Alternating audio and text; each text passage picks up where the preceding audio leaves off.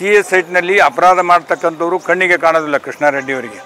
ನನ್ನ 4 ಎಕರೆ ಕೊಟ್ಟರು ಕೂಡ ನಿರಾಕರಣೆ ಮಾಡಿ 1 ಎಕರೆದಲ್ಲಿ ಕಟ್ಟಡ ಕಟ್ಟಿಸಿ ಬಿಲ್ಡಿಂಗ್ ನನ್ನ ಮೇಲೆ ಮತ್ತು ನಮ್ಮ ಸಂಸ್ಥೆ ಶಿಕ್ಷಣ ಸಂಸ್ಥೆಯ ಮೇಲೆ ಮತ್ತು ವೈಯಕ್ತಿಕವಾದ ನನ್ನ ರಾಜಕೀಯ ನೆಲೆಗಟ್ಟಿನ ಮೇಲೆ ಆಪಾದನೆ ಮಾಡಿರ್ತಕ್ಕಂಥದ್ರ ವಿರುದ್ಧ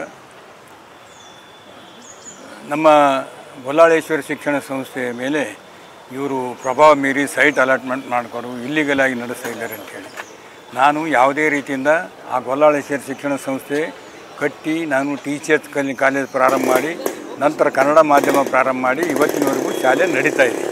ಸುಮಾರು 2005 ಯಾವೇ ಪ್ರಭಾವ ಮೀರಿ ನನ್ನ 4 ಎಕರೆ ಕೊಟ್ಟರು ಕೂಡ ನಿರಾಕರಣೆ ಮಾಡಿ 1 ಎಕರೆದಲ್ಲಿ ಕಟ್ಟಡ ಕಟ್ಟಿಸಿ ಬಿಲ್ಡಿಂಗ್ ಲೋನ್ ತೆಗೆದುಕೊಂಡು ಗ್ರಾಮೀಣ ಬ್ಯಾಂಕ್ನಿಂದ 80 ಲಕ್ಷ ಲೋನ್ ತೆಗೆದುಕೊಂಡು ಮತ್ತೊಮ್ಮೆ 60 ಲಕ್ಷ ಲೋನ್ ತೊಗೊಂಡು ಆ ಕನ್ಸ್ಟ್ರಕ್ಷನ್ ನಾವು ಹಣ ಹಾಕಿ ಸಾಲದಲ್ಲಿ ಆ ಸಂಸ್ಥೆ ಕಟ್ಟಿದ್ದೀನಿ. ಆ ಕಟ್ಟಿ ಇವತ್ತಿನ ಮೇಲೆ ಕೂಡ ಟೀಚರ್ಸ್ ಬಂದಾಯಿತು, ಗೌರ್ಮೆಂಟೇ ಬಂದ್ ಮಾಡೋದು, ನಾನು ಬಂದ್ ಮಾಡಿಲ್ಲ. ಮತ್ತು ನಾವು ಅಪ್ಲೈ ಮಾಡಿದ್ವಿ, ಇದು ಬಿಲ್ಡಿಂಗ್ ಖರ್ಚು ಮಾಡೀವಿ ಹೆಂಗೆ ಅಂತ ಕನ್ನಡ ಮಾಧ್ಯಮ ಪರ್ಮಿಷನ್ ಕೊಟ್ಟರು. ನಮ್ಗೆ PUC first year permission, second year permission ಕೊಟ್ಟರು. ಆ ಪರ್ಮಿಷನ್ ಆಧಾರದ ಮೇಲೆ ಶಿಕ್ಷಣ ಸಂಸ್ಥೆಯನ್ನು ಕನ್ನಡ ಮಾಧ್ಯಮನೇ ನಡೆಸ್ತಾ ಇದ್ದೀವಿ. SLCವರೆಗೂ PUC first year second year ನಿಮಗೆಲ್ಲ ಗೊತ್ತಿದೆ ಯಾವ ಮಾಧ್ಯಮದಲ್ಲಿ, ಅದನ್ನು ಕೂಡ ಪರ್ಮಿಷನ್ ತೊಗೊಂಡು ನಡೆಸ್ತಾ ಇದ್ದೀವಿ. ಮತ್ತು ಬೇರೆ ಯಾವುದೇ ರೀತಿಯಿಂದ ಅದರ ದುರ್ಬಳಕೆ ಮಾಡಿಕೊಂಡಿಲ್ಲ. 11 ಜನ ಸೇರಿ ನಾವು ಆ ಸಂಸ್ಥೆ ಕಟ್ಟಿ ಬೆಳೆಸಿ ಉದ್ದೇಶದಿಂದನೇ ಇವತ್ತು ಶಿಕ್ಷಣವನ್ನು ಒಳ್ಳೆಯ ರೀತಿಯಿಂದ ಕೊಡ್ತಾ ಇದ್ದೀವಿ. ಬರೀ ಫೀಸಿನ ಮೇಲೆ PUC first year Nalanda college ಯಾರ್ದು ಅಲ್ಲ, ನಮ್ಮದೇ ಸಂಸ್ಥೆ, ನಾವೇ ಕಟ್ಟಿರ್ತಕ್ಕಂಥದ್ದು, ನಾವೇ ಸ್ಟಾರ್ಟ್ ಮಾಡ್ತಕ್ಕಂಥದ್ದು. ಬರೀ PUC first year second year ಫೀಸಿನ ಮೇಲೆ ನಡೆಸಿ 1 ನಯಾ ಪೈಸೆ ಡೊನೇಷನ್ ತೊಗೊಂಡಿಲ್ಲ. ಮತ್ತು ಒಳ್ಳೆಯ ರಿಸಲ್ಟ್ ಕೂಡ ಇದೆ. ಎಲ್ಲ ಗ್ರಾಮೀಣದಲ್ಲಿ ಬಸ್ಗಳನ್ನು ಕಳಿಸಿ ಜನ ಬಂದು ಅದರಲ್ಲಿ ಶಿಕ್ಷಣವನ್ನು ಪಡಿತಾ ಇದ್ದಾರೆ ಒಳ್ಳೆಯ ಉದ್ದೇಶ. ಆದರೆ ನಮ್ಮ ಮೇಲೆ ಆಪಾದನೆ ಮಾಡಿರ್ತಕ್ಕಂಥವರು ಒಂದು CA ಸೈಟ್ ತೆಗೆದುಕೊಂಡಿದ್ದಾರೆ ಸರ್ಕಾರದಲ್ಲಿ.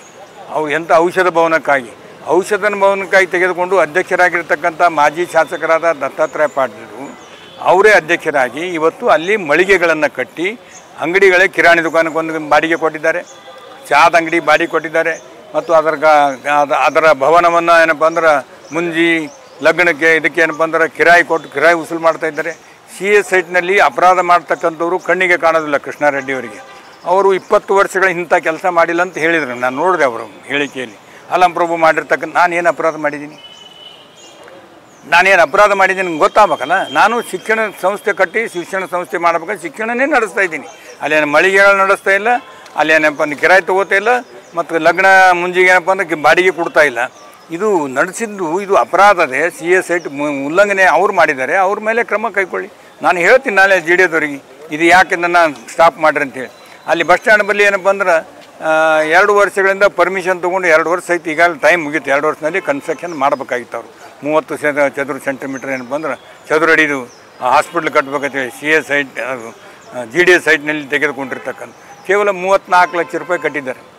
ಇನ್ನೂ ಉಳಿದಿರ್ತಕ್ಕಂಥ 1 ಕೋಟಿ ರೂಪಾಯಿ ಹಣ ಕಟ್ಟಬೇಕು. ಅವರು ಕಟ್ಟಿ ನಡೆಸ್ತಕ್ಕಂಥದ್ದು.